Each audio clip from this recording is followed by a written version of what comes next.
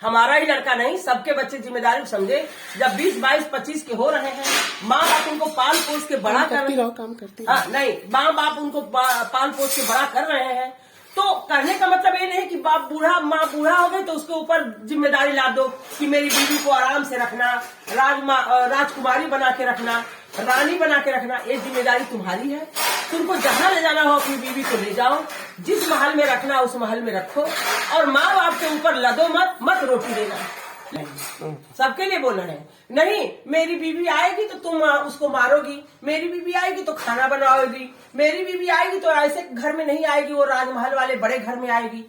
तो अगर तुम्हारी बीवी को इतनी शौक है, चाहे तुमको इतनी शौक है, तो राजमहल बनवाओ 50 वर्ष की उम्र में, और 60 वर्ष की उम्र में बीवी लाओ, और उसको कोई तकलीफ न दो। उसको एकदम अपने सर पे चलो पलकों पे बिठाए रहो। आपको तुम भलो छोड़ दो।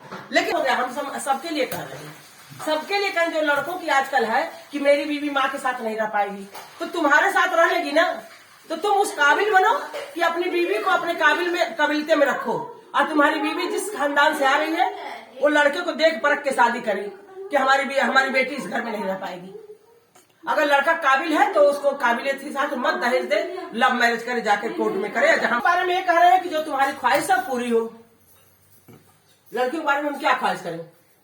अगर तुम्हारी ज्यादा ख्वाहिश हो कि मेरा हस्बैंड बहुत स्मार्ट हो, मेरा घर राजमहल हो, मैं घर में काम नहीं करूंगी, आराम से फैशन कर करके जैसे हीरोइनें बैठी रहती हैं पिक्चरों में, वैसे मैं बैठूंगी, तो वो अपना उसी ख्वाहिश को चाहे मर्द से पूरी करवाए, चाहे अपने बाप से पूरी करवाए।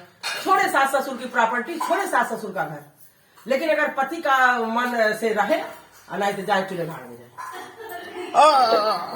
पति का भी कहीं न कहीं का पाप होगा। किसी बीवी को सताया होगा, नहीं दिया होगा, खाया होगा, ऐश किया होगा।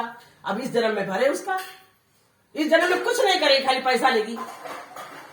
इस जन्म में कुछ नहीं करेगी, पैसा लेगी।